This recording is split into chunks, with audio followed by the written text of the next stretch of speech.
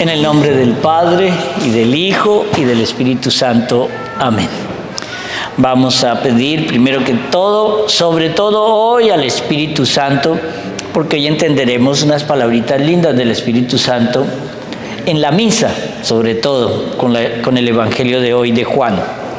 Bueno, mucha gente siempre me pregunta: Padre, ¿cómo empiezo a leer la Biblia? ¿Por dónde empiezo? No sé cómo arrancar, porque es que cuando empiezo por el Génesis, cuando ya voy en el capítulo de Números me aburro, porque eso es una repetición de la repetidera y vuelta a la repetición. Entonces, a mí me funcionó este sistema. Quizá a ustedes les funcione, porque es que primero hay que preparar la mente y el corazón para recibir la palabra.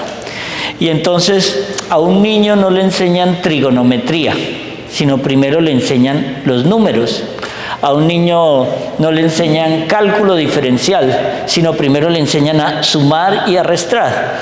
Entonces, en ese sumar y restar, hoy quiero que vamos a hacer como algunas clasecitas saltadas de la Biblia.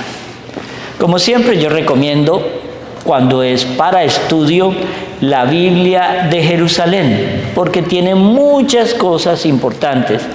No la Biblia de Jerusalén latinoamericana, ni la Biblia de Jerusalén de cualquier... No, la Biblia de Jerusalén, editorial de Schlebauer, quinta edición o subsiguientes. ¿Por qué? Por esto que vamos a leer. Vamos a empezar a leer los libros sapienciales, ¿cierto? Hoy solo quiero leer, no más. Habré algunas acotaciones chiquititas, pero quiero que entiendan, si alguna vez alguno de ustedes se ha confesado conmigo, yo casi siempre mando de penitencia: léete el capítulo tal de Proverbios, léete el capítulo tal de Sabiduría, léete el capítulo tal de Eclesiástico o Eclesiastés.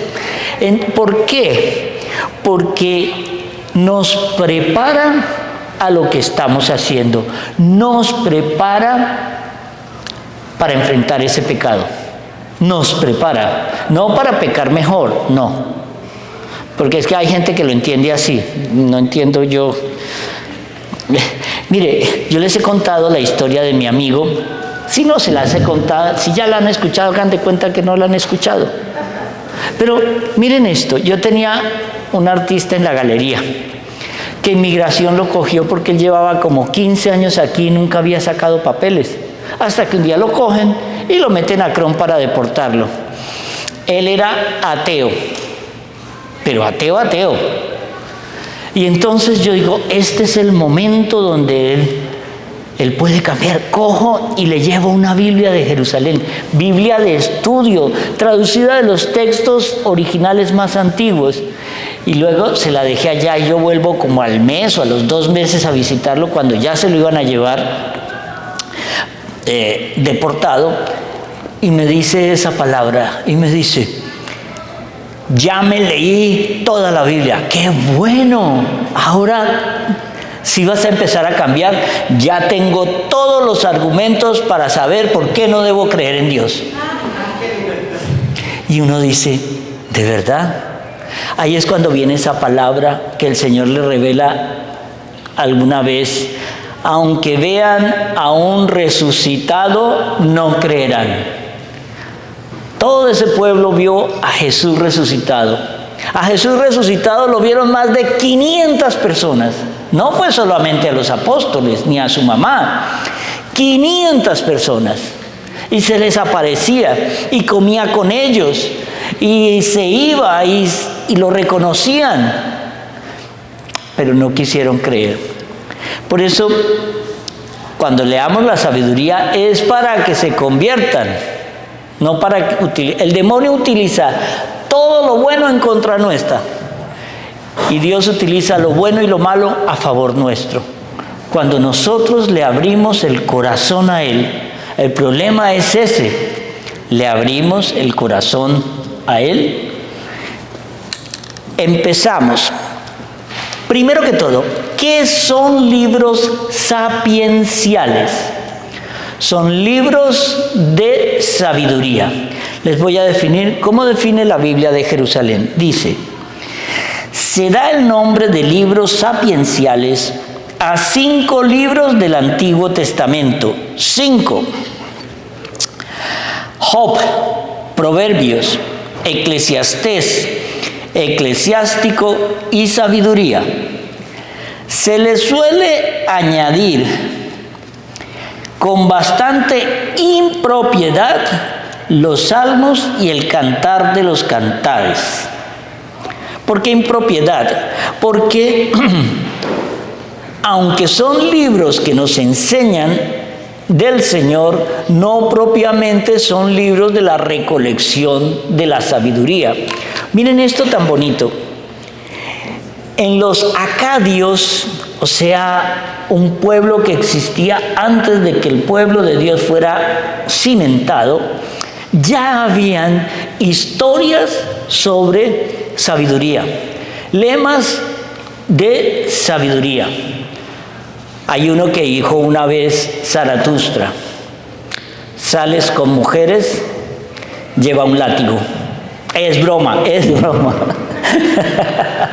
Ahora me van a criticar los que están viendo esto por internet. Padre, ustedes odian a las mujeres. No las odio, son lo más lindo que han creado. Pero bueno, mire que no hice ningún otro comentario. Esta sabiduría mesopotámica llegó a Canaán y se han encontrado en Ras Sanra textos sapienciales escritos en acádico.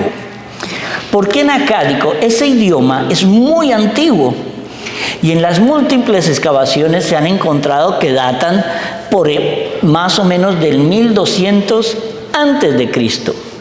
Y estos libros se recogieron. Recordemos, Salomón y David existieron más o menos en el año 1000 antes de Cristo. Se le adjudican algunas partes al rey Salomón. Se le adjudican algunas partes de los salmos a los cantos del rey David. Ustedes sabían que al rey David le encantaba. ¿Cuál era el hobby favorito de David? Poesía. ¿No?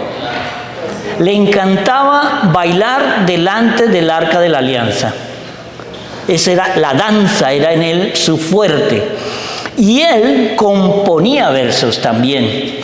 Y de esos versos él hacía música. Por eso siempre que vean, cuando ustedes llegan a Jerusalén, van a ver cómo cogen y se disfrazan de David y salen con un arpa, unos tipos que son muy pintas, de todo, altísimos, pero David medía 1,49. Me daba a mí aquí, y eso es ya decir mucho. Entonces, se ha pensado, cuando uno va a hacer una exégesis del idioma en el que se descubrió cómo se compuso ese libro, hay que pensar que hay mucha de esa sabiduría que viene de otros pueblos, de los acadios, de Egipto, de muchas partes. Por eso aquí por eso la Biblia de Jerusalén es muy exacta a la hora de estudiar el origen de los libros. En un arte de buen vivir y una señal de buena educación, enseña al hombre a acomodarse al orden del universo y debería darle los medios para ser feliz y prosperar. Eso es lo que empezamos a entender por sabiduría. Pero esto no siempre ocurre y esta experiencia justifica el pesimismo de algunas obras de sabiduría, tanto en Egipto como en Mesopotamia. Les voy a leer otro pedacito y luego profundizamos aquí. Dice: la sabiduría de Ajicar, que es de origen asirio y que fue traducida a varias lenguas antiguas, procede de ambientes de lengua aramea. Esta sabiduría es internacional, manifiesta pocas preocupaciones religiosas y se desenvuelve en el orden de lo profano. ¿Entienden? Los libros de sabiduría es una recopilación de sabiduría. Si uno va a ver los 10 mandamientos, ¿de dónde salen los 10 mandamientos? De la ley natural. La ley natural. No mates, es ley natural. No robes, es ley natural.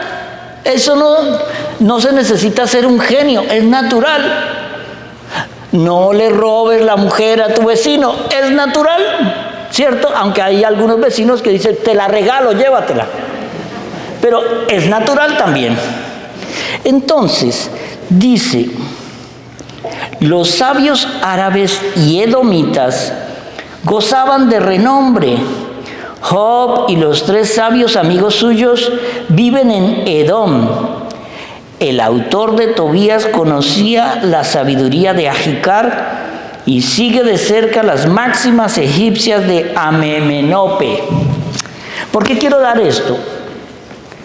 Porque la sabiduría parte de algo natural del hombre, natural. Entonces, cogen esa sabiduría, pero al mismo tiempo recopilan la tradición oral que había de las enseñanzas del rey Salomón. Mire, la Biblia nos enseña que nunca existió, existe o existirá un hombre más sabio que Salomón. Y Salomón pecó. Salomón cometió un sacrilegio, permitir que estatuas de demonios de su esposa etíope las metieran dentro del templo de Salomón, donde solo podía habitar el arca de la alianza. Y eso él lo pagó, y lo pagó caro. Mire, hagamos esta comparación. Por un segundo, cierren los ojos. Cierren los ojos. Y usted es una persona de absoluta devoción. Usted es una persona de misa diaria, 1 hora de adoración ante el Santísimo, rosario diario, lectura de la Biblia, y es una persona, mejor dicho, no levita para no asustar a la gente. Pero viene una pregunta del demonio y te dice, el Señor te permite un pecado, que no te lo va a cobrar, no te va a cobrar ese pecado. Piensen por ahora, un segundo, ¿cuál sería ese pecado? ¿Cuál sería? Aunque sea el más horrible del mundo, normalmente es muy horrible, pero ¿cuál sería ese pecado? Ahora, no le hagan el juego al demonio. No puede haber un pecado. ¿Sí ve? Todos pensaron en el pecado. Ya estaban construyendo la porquería. Qué mal rodeado estoy yo aquí. Lo que hay que hacer es coger ese pecado y se lo pongo a la cruz. Y yo le digo, Señor, no lo quiero hacer. No me tientes porque en esa caigo. No me tientes, demonio, porque el Señor sabe que en ese pecado caigo. Que con ese indio caigo, o con esa india caigo. No digo india en sentido peyorativo. Yo soy colombiano y debo pertenecer en mi sangre a alguna tribu indígena. Pero bueno, entonces, ¿qué es lo que estamos enseñando hoy? Sabiduría. ¿Sí ven la trampa tan sencilla en la que cayeron? Déjenme contarle la historia de los 3 curas. Había un cura que el demonio se le apareció. Y el demonio se le apareció a los 3. Y les dice a los 3, ¿qué harías tú si se te aparece el demonio? El primero preguntó, ¿por qué tentaste a Eva y dañaste el plan de Dios? Interesante pregunta. El segundo cura dijo, yo me iría más atrás. Yo le preguntaría, ¿por qué no pudiste controlar tu soberbia y te expulsaron del cielo por eso. ¿Por qué? Y el tercero que dijo, yo ni siquiera le plantearía nada, porque con el demonio no se dialoga, porque caes. Ahora entendemos para qué sirve la sabiduría. Es una belleza.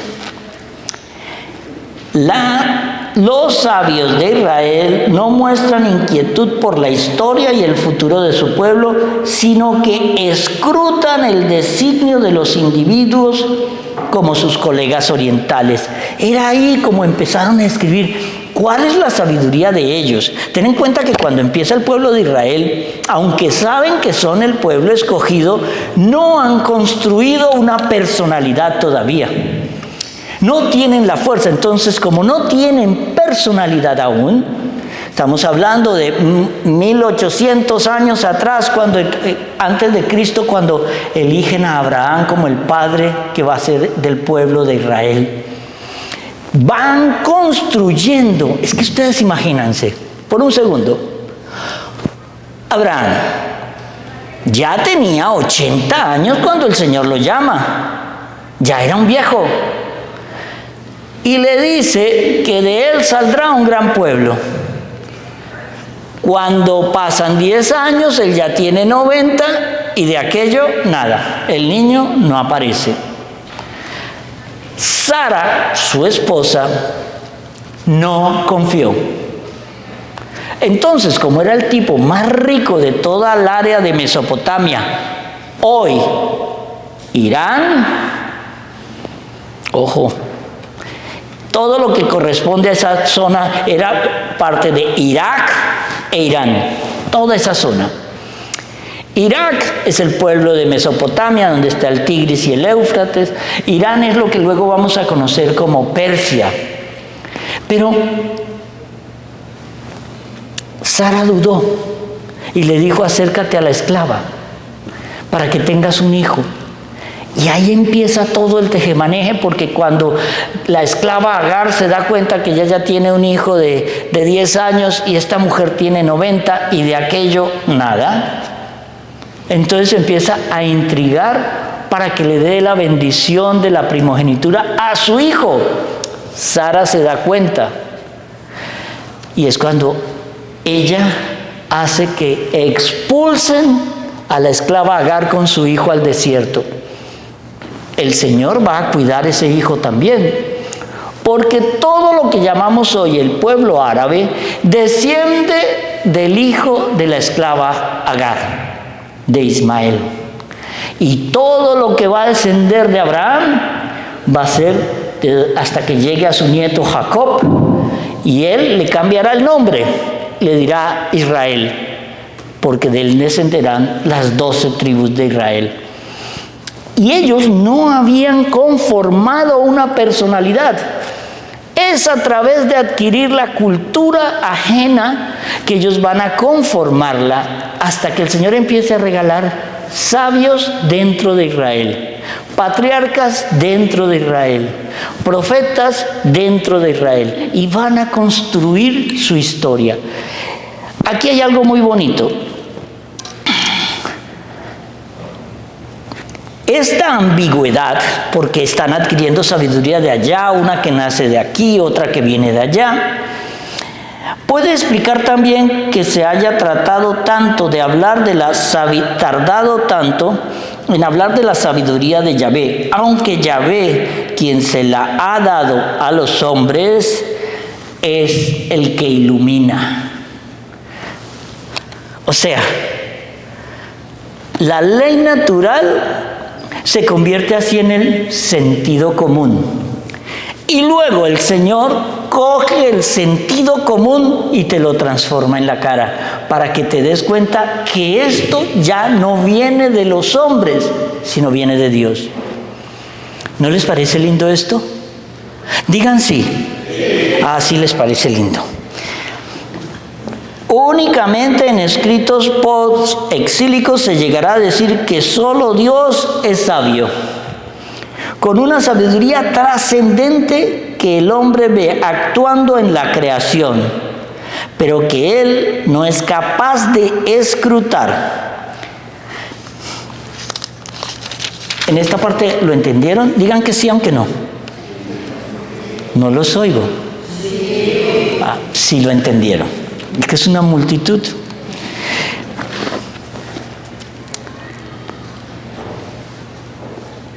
Quiero darles aquí. Hay una sabiduría que parece que es de hombre, pero es de Dios. Pero es una sabiduría de Dios que afecta al hombre. ¿Por qué Job se incluye dentro de los libros sapienciales? No han entendido. Vuelve a leer el comienzo para que se den cuenta.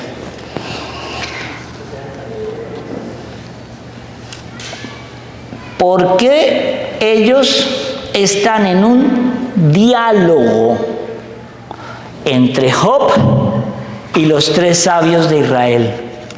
La sabiduría entra en diálogo contigo. Job era un hombre, es que así por encima. Yo, ¿por qué no recomiendo leer Job, aunque es el primero de los libros sapienciales, sino arrancar por Proverbios? ¿Por qué? Porque si usted arranca por Job, al otro día se quiere convertir a cualquier religión menos ser la religión cristiana, judeocristiana. ¿Por qué? Porque ser Job es muy difícil. Job tenía 4 esposas y 20 y tantos hijos. Era el hombre más rico de toda la región, por no decir del mundo conocido. Y solo en menos de horas él pierde todas sus 4 esposas, todos sus hijos, todas sus pertenencias, todas sus casas, todas sus fincas, todos sus rebaños, y le da lepra.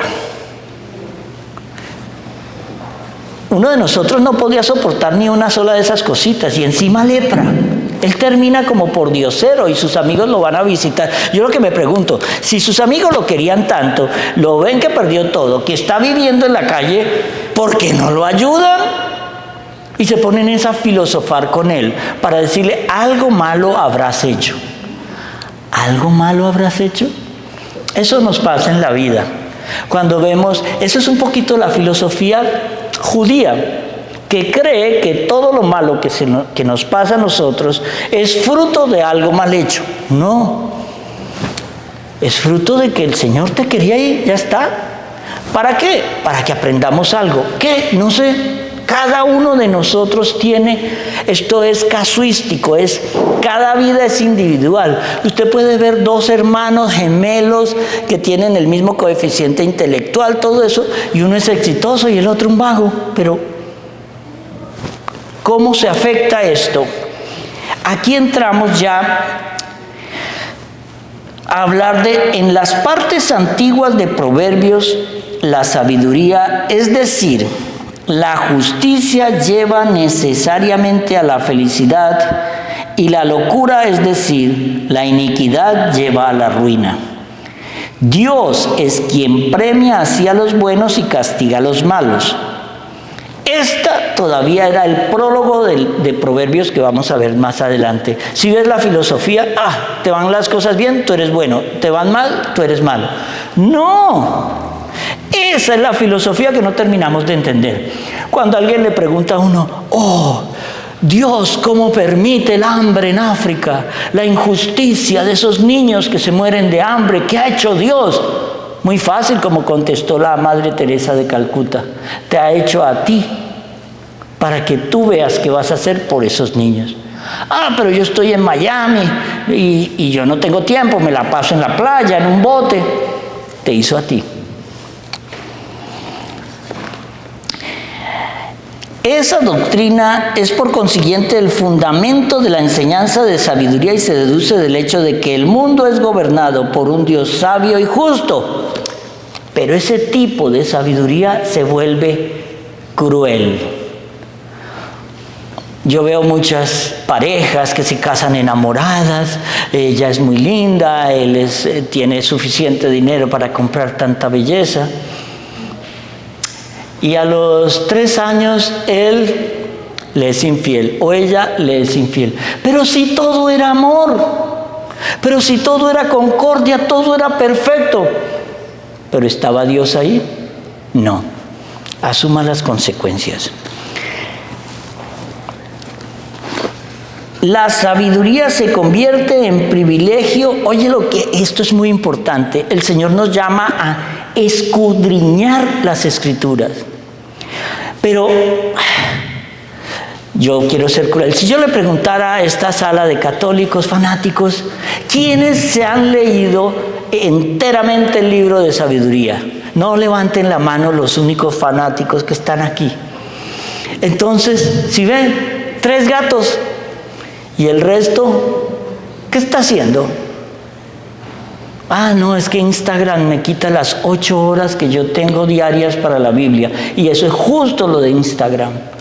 Entonces, miren esto.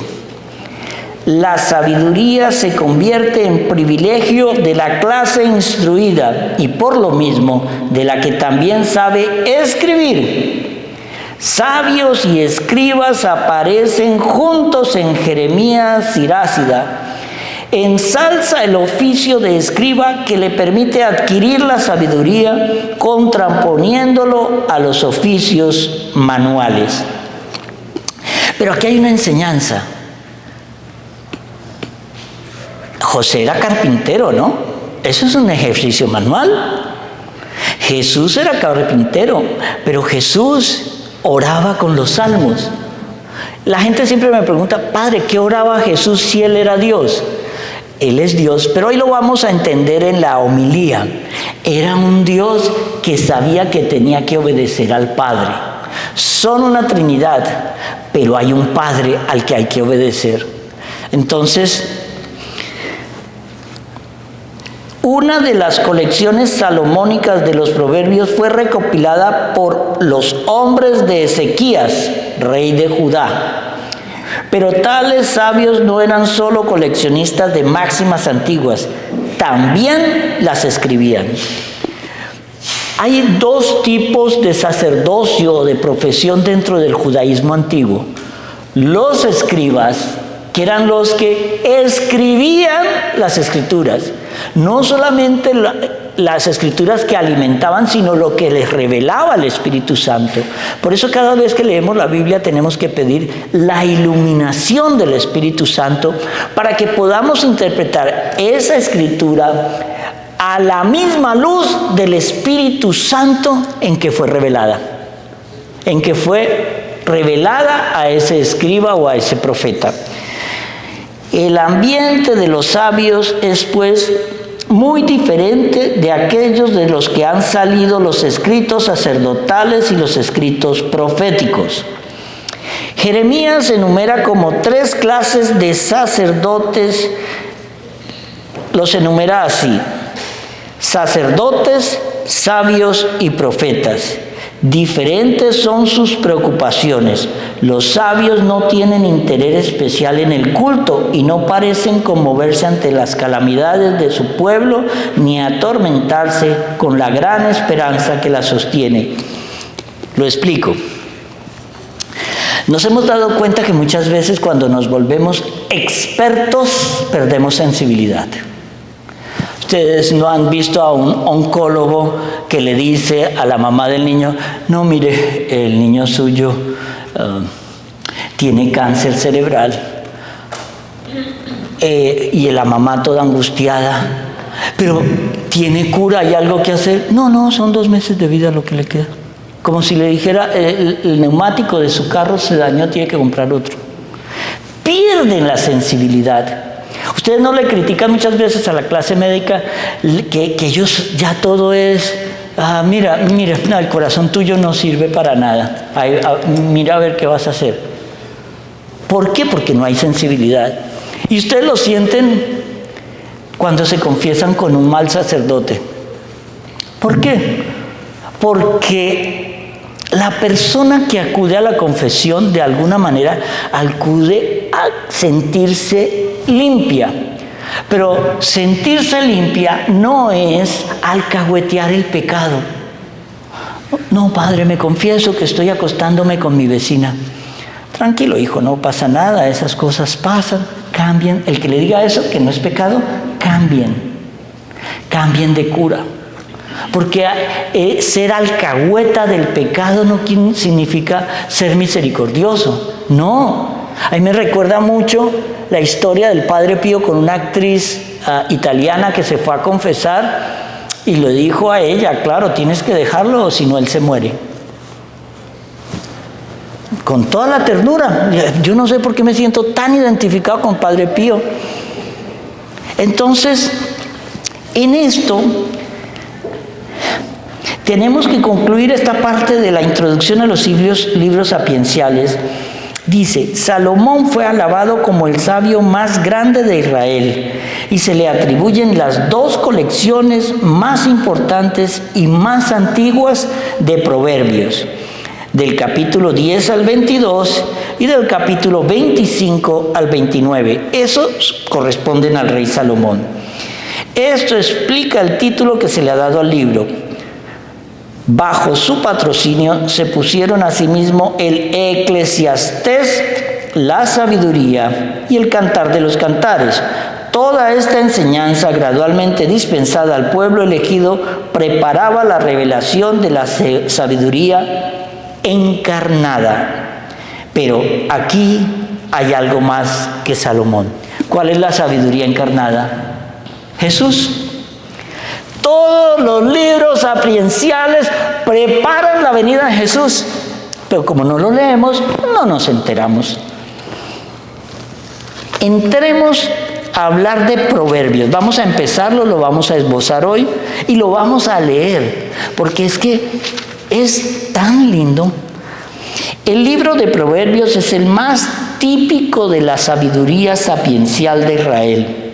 Se formó en torno a dos colecciones, la que dijimos antes, titulada Proverbios del Salomón, del capítulo 10 al 22, tiene 375 sentencias, y del capítulo 25 al 29, que comienza, otros proverbios de Salomón recopilados por los hombres de Ezequías, y esa tiene 128 sentencias. A estas dos partes se añaden algunos apéndices. A la primera, la colección de los sabios, y también esto pertenece a los sabios de la época. A la segunda, las palabras de Agur, seguidas de proverbios. Estoy siendo muy picky, muy detallista, para que entiendan de dónde sale este libro. Ya sabemos, del 10 al 22, Salomón, del 25 al 29, Salomón. Se le mete sabiduría de Agur y se le mete sabiduría egipcia y acadia. Y ahí tenemos el libro de Proverbios. El libro es pues una colección de colecciones encuadradas por un prólogo y un epílogo, y refleja una evolución literaria que ya hemos esbozado. Esta evolución de la forma corresponde a una diferencia de época. Las partes más antiguas son las grandes colecciones atribuidas a Salomón. En total, en el Primero de Reyes 5:12 dice que pronunció 3,000 sentencias.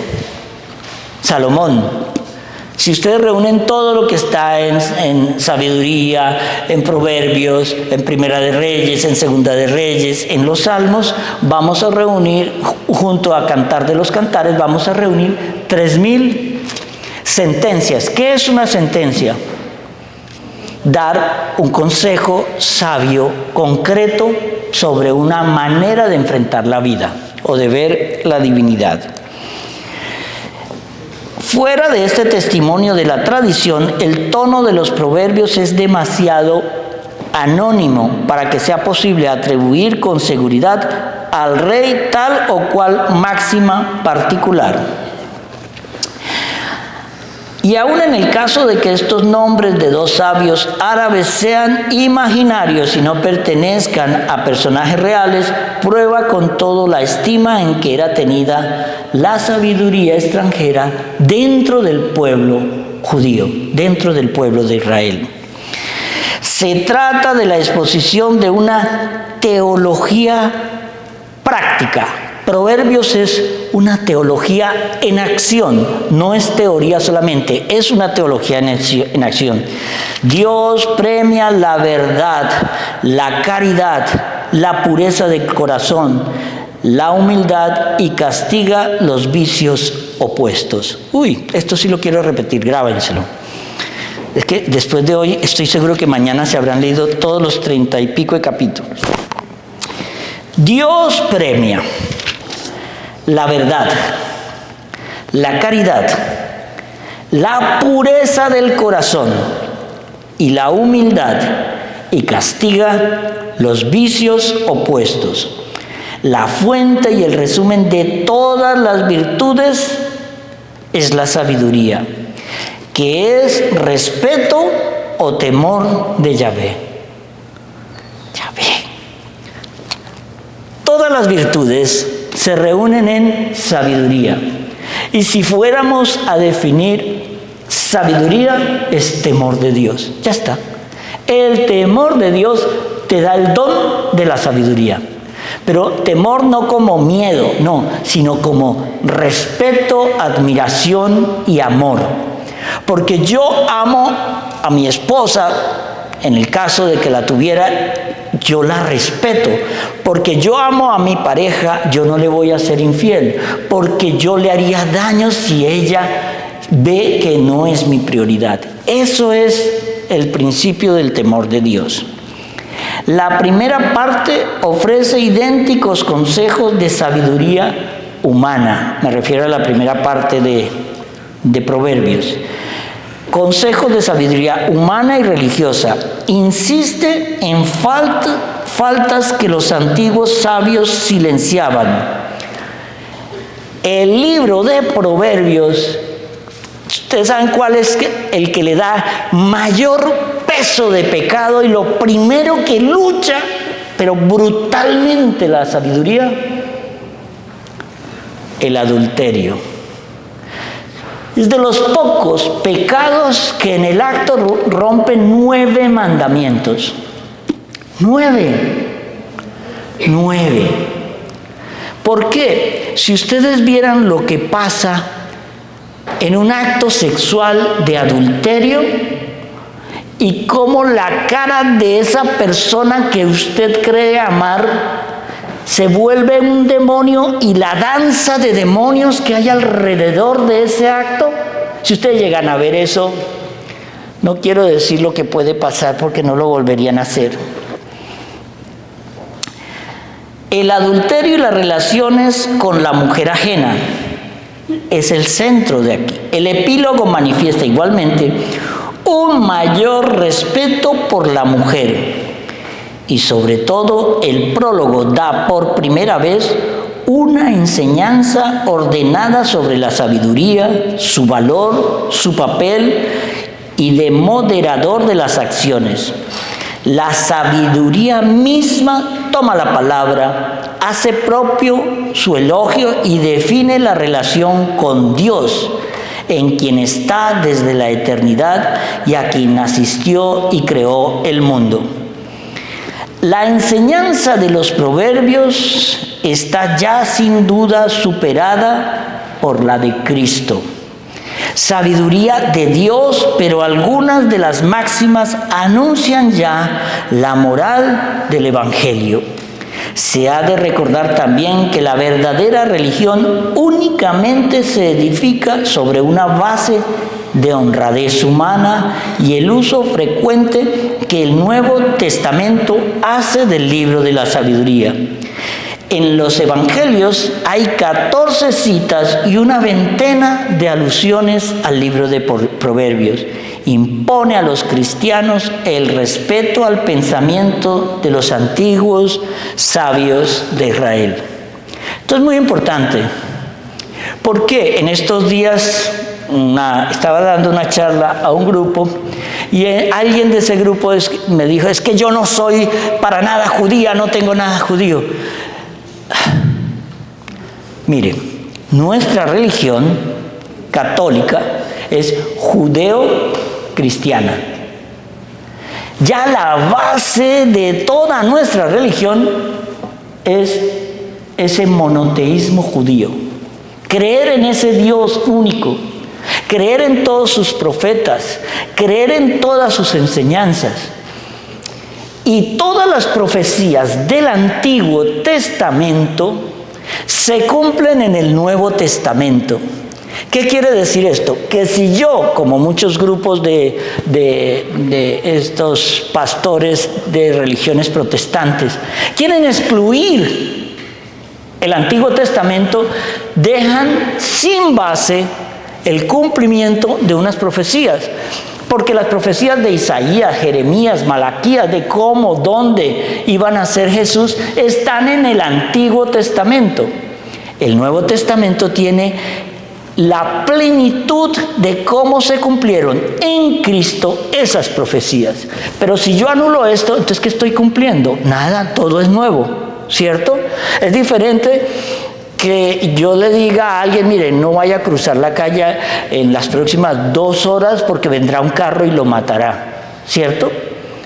A que yo diga, después de que el carro vino, lo atropelló y lo mató, yo ya lo sabía. Que eso es lo que hacen todas los gurús de adivinación. Ustedes no vieron todas estas... nuestros canales hispanos muchas veces se llenan de imbecilidades y siempre llaman a la adivina. Y la adivina me dio risa porque alguien puso un video de todas las barbaridades que decían las adivinas en nuestros canales hispanos. Ninguna pegó nada. Pero después vienen a decir, yo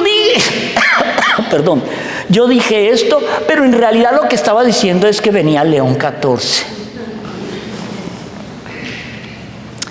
Eso es la ridiculez. Pero bueno, vamos a terminar. Estos son las introducciones a los libros sapienciales y proverbios. Hoy, como colofón, solo quiero leer con ustedes los primeros 3 capítulos de Proverbios y pongan atención. Gracias. ¿Esto no ha pasado por las manos de aquellas mujeres de la otra vez? No.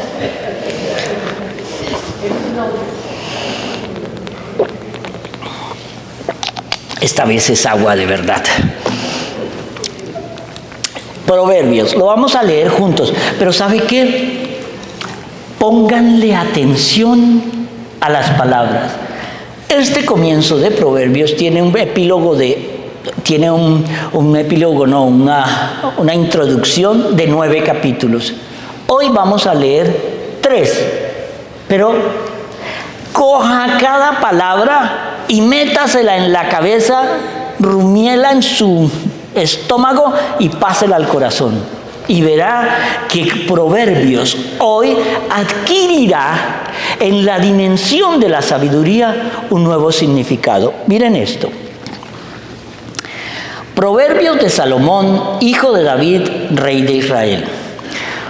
Para aprender sabiduría e instrucción, para comprender dichos profundos, para adquirir la instrucción adecuada, justicia, equidad y rectitud, para enseñar astucia a los simples, conocimiento y reflexión a los jóvenes, para descifrar proverbios y refranes, los dichos y enigmas de los sabios. El sabio escucha y aumenta su saber, y el inteligente adquiere destreza. El temor de Yahvé es el principio del conocimiento. Los necios desprecian la sabiduría y la instrucción. Prólogo. Recomendaciones de la sabiduría. Aquí vamos a ver una sabiduría que tiene 3 personalidades. Una personalidad que es como heredada en el tiempo. La otra personalidad es cuando la sabiduría se personifica. Ella misma es ya un personaje. Y la otra sabiduría que es el fruto de la iluminación del Señor. Y Proverbios tiene eso que pasa de uno a otro muy fácil. Las malas compañías. Ojo, ¿entendieron, no? Las malas compañías. Escucha, hijo mío, la instrucción de tu padre. No olvides la enseñanza de tu madre, pues serán hermosa corona en tu cabeza y gargantilla en tu cuello. Hijo mío, si los pecadores intentan camelarte, no aceptes. Si te dicen, vente con nosotros, tendamos trampas mortales y acechemos por capricho al inocente. Los devoraremos vivos como el abismo, enteros como a los que bajan a la tumba. Hallaremos toda clase de riquezas, llenaremos nuestras casas de botín. Comparte tu suerte con nosotros y haremos bolsa común. No sigas, hijo mío, su camino. Aleja tus pasos de su senda, porque sus pies corren hacia el mal y apresuran a derramar sangre. Pues es inútil tender redes a la vista de los pájaros. Se emboscan contra sí mismos y atentan contra sus propias vidas. Yo me puse a investigar aquí eso de pues es inútil tender redes a la vista de los pájaros. Y me puse a investigar. Ustedes saben que si ustedes se van al bosque y un pájaro ve que usted está tendiendo una red para él, el pájaro coge por otro camino. Él reconoce, ¿eso cómo se llama? Sabiduría animal, sentido común. Porque el pájaro sabe que eso es para cazarlo, entonces él se va por otro camino. Esto es bonito. Tal es el destino de la avaricia, que quita la vida a su propio dueño. ¿Por qué? Porque el avaro se manta toda la vida cuidando lo que tiene y posee y quiere más. La sabiduría pregona por las calles, en las plazas alza su voz, grita por encima del tumulto, ante las puertas de la ciudad lanza sus pregones. ¿Hasta cuándo, inexpertos, amaréis la inexperiencia? Y vosotros, arrogantes, disfrutaréis con la arrogancia. Y vosotros, necios, odiaréis el saber. Atended a mis advertencias. Esto es lo lindo. Derramaré mi espíritu para vosotros y os comunicaré mis palabras. Os llamé y no hicisteis caso. Os tendí mi mano y nadie atendió. Despreciasteis mis consejos. No aceptasteis mis advertencias. También yo me reiré de vuestra desgracia. Me burlaré cuando os invada el terror, cuando os llegue como huracán el terror, cuando sobrevenga la desgracia como torbellino, cuando os alcancen la angustia y la aflicción. Entonces, y he aquí la sentencia, entonces me llamarán y no responderé, me buscarán y no me encontrarán, porque despreciaron el saber y no escogieron el temor de Yahvé, no aceptaron mis consejos y despreciaron mis advertencias. Comerán el fruto de sus acciones y se saciarán de sus planes.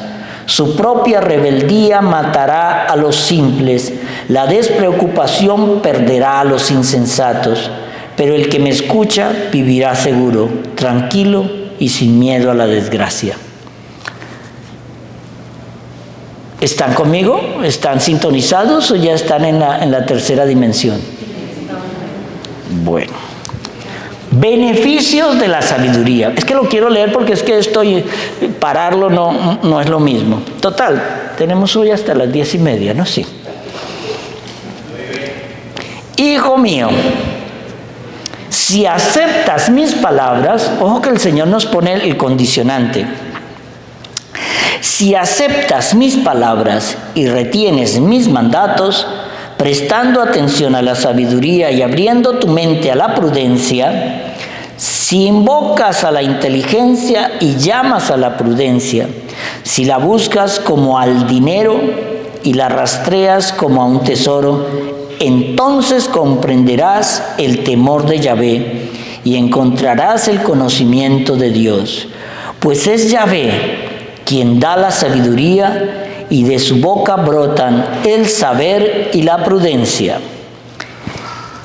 Él concede el éxito a los hombres rectos, es escudo para quienes proceden sin tacha, vigila las sendas del derecho y guarda el camino de sus fieles.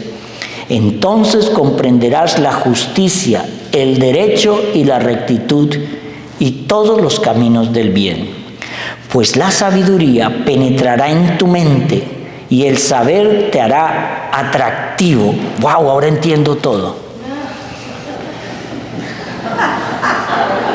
Ahora lo entiendo. Eso lo voy a poner en mi eslogan. La sabiduría penetrará en tu mente y el saber te hará irresistiblemente atractivo. La reflexión cuidará de ti y la prudencia te protegerá para apartarte del mal camino, del hombre que habla con engaños. Ojo que la sabiduría encima nos protege. Encima pone eso de alerta. Mire, cuando uno camina con el Señor y viene gente a hacerte daño, hay algo dentro de ti que te dice, pilas con ese, ponte alerta, porque el demonio es el gran engañador. Para apartarte del mal camino, del hombre que habla con engaños, de los que abandonan el sendero recto para ir por caminos tortuosos, de los que disfrutan haciendo el mal y gozan con la perversión, de los que van por senderos torcidos y caminos extraviados. Y aquí empieza esto más interesante. Y vuelve a recalcar: te librará de la mujer ajena, de la extraña de lengua seductora. Wow, repito esto. Te librará de la mujer ajena, de la extraña de lengua seductora, que abandonó al compañero de su juventud y olvidó la alianza de su Dios. Su casa se precipita hacia la muerte y sus sendas hacia el reino de las sombras.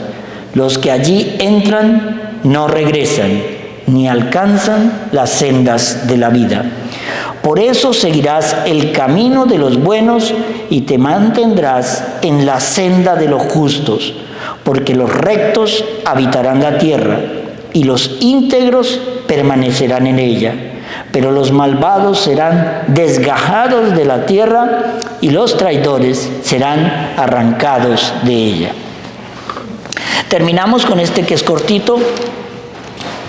Dice, la adquisición de la sabiduría. Hijo mío, no olvides mi instrucción. Guarda en tu memoria mis mandatos, pues te proporcionarán muchos días y años de vida y bienestar. Que no te abandonen el amor y la lealtad. Átalas a tu cuello. Grábalas en la tablilla de tu corazón. Así obtendrás estima y aceptación ante Dios y ante los hombres. Confía en Yahvé de todo corazón y no te fíes de tu inteligencia. Reconócelo en todos tus caminos y Él enderezará tus sendas. No presumas de sabio. Teme a Yahvé y evita el mal. Será salud para tu carne y alivio para tus huesos. Honra a Yahvé con tus riquezas, con las primicias de todas tus ganancias. Tus graneros se colmarán de grano y tus lagares rebosarán de mosto. No desprecies, hijo mío, la instrucción de Yahvé, que no te enfade su reprensión, porque Yahvé reprende a quien ama como un padre a su hijo amado. Lo vamos a dejar por aquí. Cierto que ahora estoy seguro que vamos a leer el libro de Proverbios. Porque es que muchas veces uno le dice a alguien, mira, vamos a hablar sobre tal tema en la confesión, y confiesan X tema, y yo les digo, léete el capítulo 7 de Proverbios, y vuelven a los 2 meses con el mismo pecado. Y dice, ¿tú hiciste la penitencia? Ay, no, padre, discúlpeme, pero no la hice. Entonces ahora lees el 7 y 8 y te prohíbo que comulgues hasta que leas el 7 y el 8. O si no, estarás cometiendo un error. ¿Por qué? Porque cuando no existe disciplina en la fe, todo es válido. Entonces viene cualquier tarado, te dice 2 palabras y tú le crees. Proverbios. Tarea para esta semana.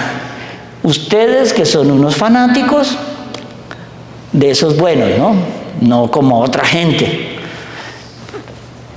léanse esta semanita el libro de Proverbios y luego me dirán si no tengo razón en lo que les digo.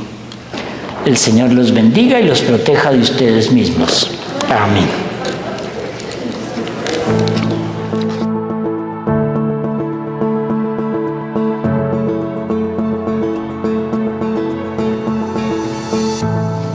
El Señor esté con vosotros. Lectura del Santo Evangelio según San Juan.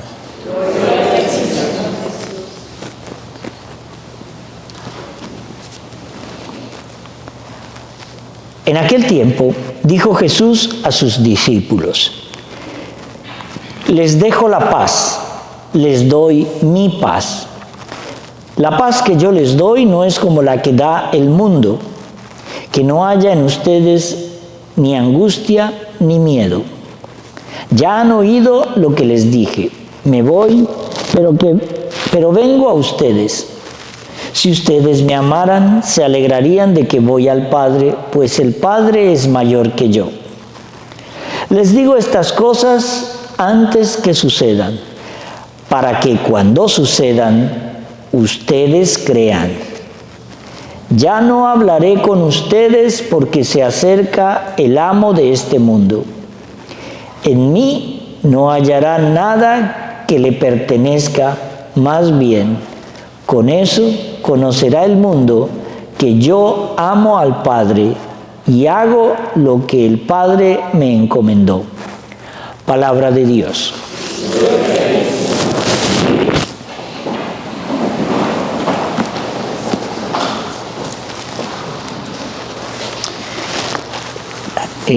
Ustedes, los que fueron a misa el domingo, espero que hayan sido todos, porque si no, no pueden comulgar hoy, si no se han confesado.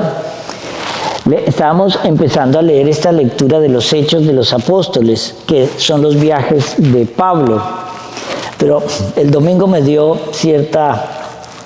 puse a investigar, porque si yo les digo dónde queda Listia, Panfilia, todas estas ciudades, Pisidia, donde pasamos Atalía, ¿dónde queda la costa de Atalía?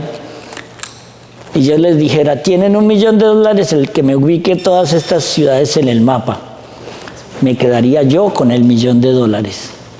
Porque eso, pero es importante. ¿Por qué? Porque este es uno de los viajes de Pablo más increíbles. Cuando Pablo estaba allí, en esta zona de la costa, en Panfilia, entonces él venía de que lo apedrearan.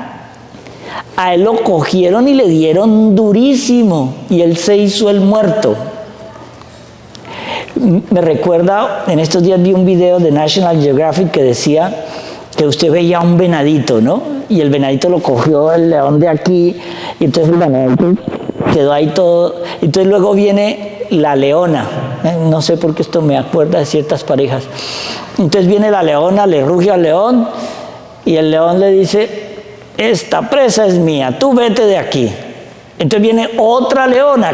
Entonces hay un momento en que el león suelta al corderito, al venadito. Y cuando se ponen a pelear ellos tres, coge ese cordero y ¡chap!, el venadito, y sale pitado. Eso fue lo que hizo Pablo. Cuando lo apedrearon, lo patearon, estaba todo ensangrentado en el suelo, ellos creían que ya estaba muerto. Entonces lo dejaron ahí. Y tan pronto vio que ¡shum!, se fue al otro pueblo a volver a hacer lo mismo, a evangelizar, y le volvieron a pegar. ¿Ustedes creen que el inicio del cristianismo fue fácil? No, era brutal. Si a uno de ustedes les dan una cachetada aquí a la salida, estoy seguro que ustedes no vuelven a la misa aquí. Este hombre lo pateaban, le rompían la cara, lo dejaban ensangrentado.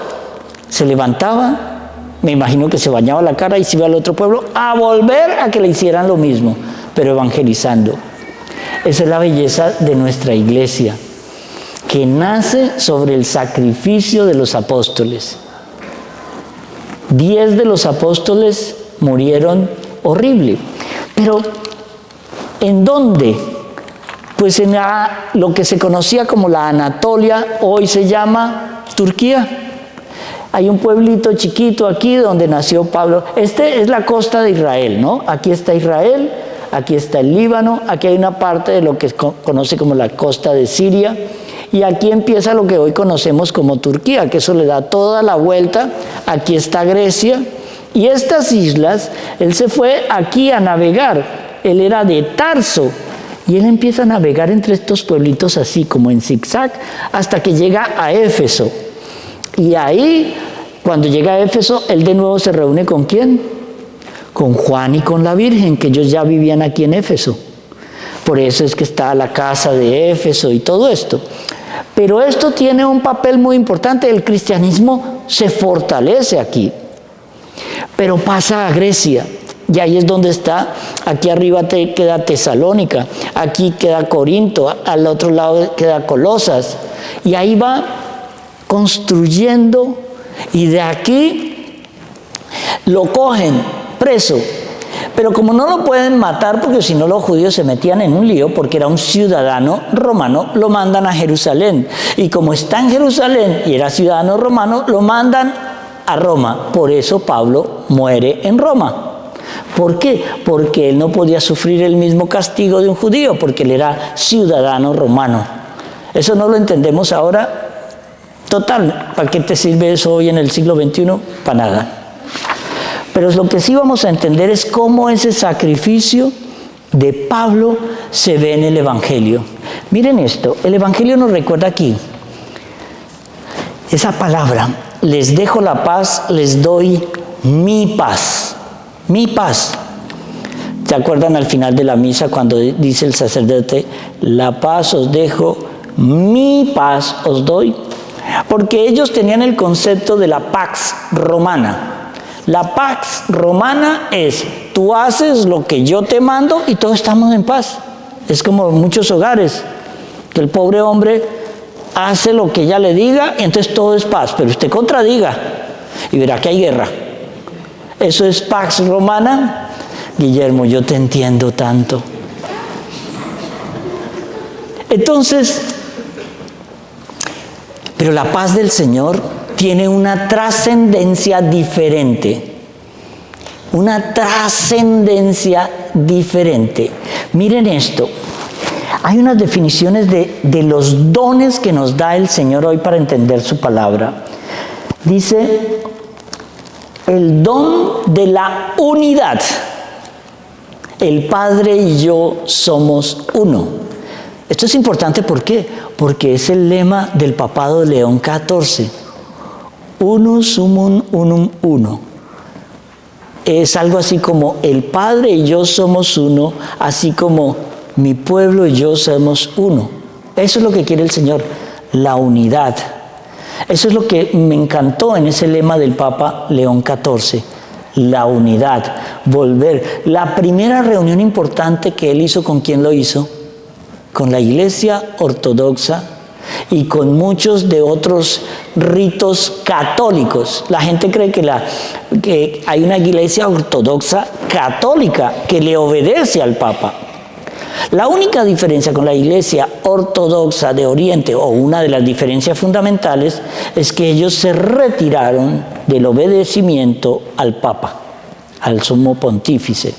Y nombraron patriarcas, por eso está el patriarca de Moscú, el patriarca de Estambul, el patriarca de Egipto, el patriarca de Jerusalén, porque no le obedecen. Ellos tienen algunas diferencias y sobre todo había una sobre la Trinidad, que eso los dividió bastante. Pero volvamos, ¿para qué me sirve a mí tanta historia de todo esto?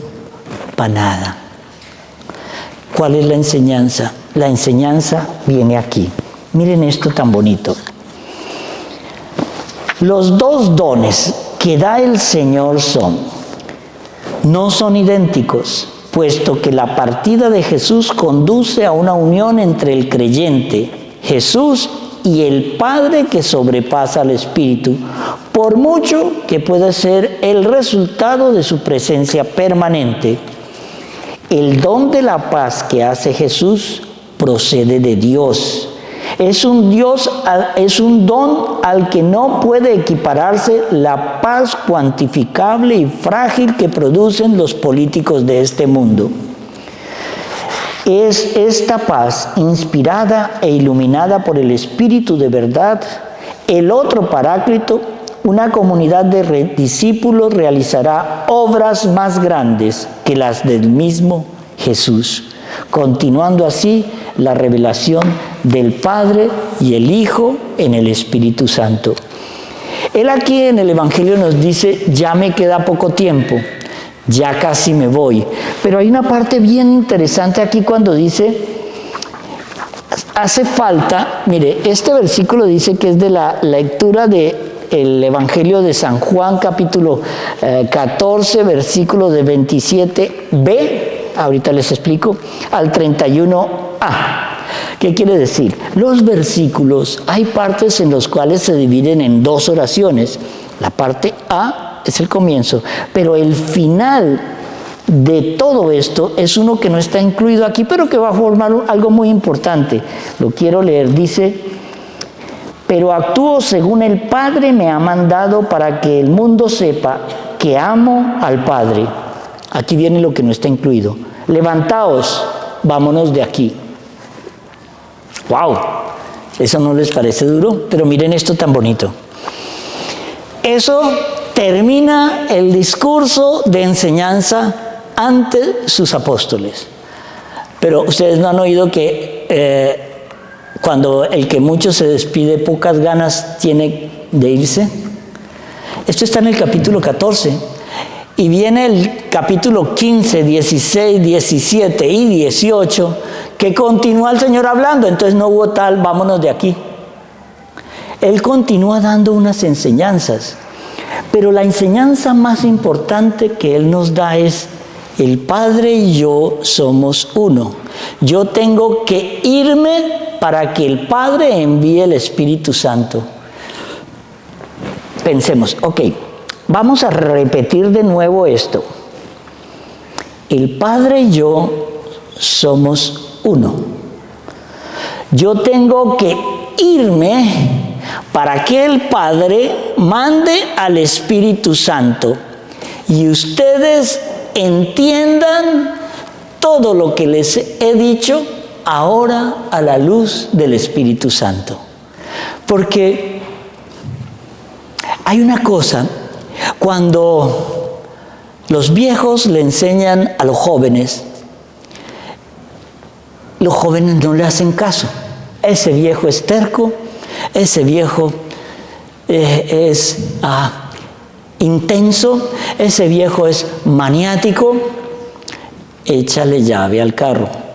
Hay alguien que me molestaba así mucho a mí en un viaje que hice. ¿Ya miraste si el carro tiene llave?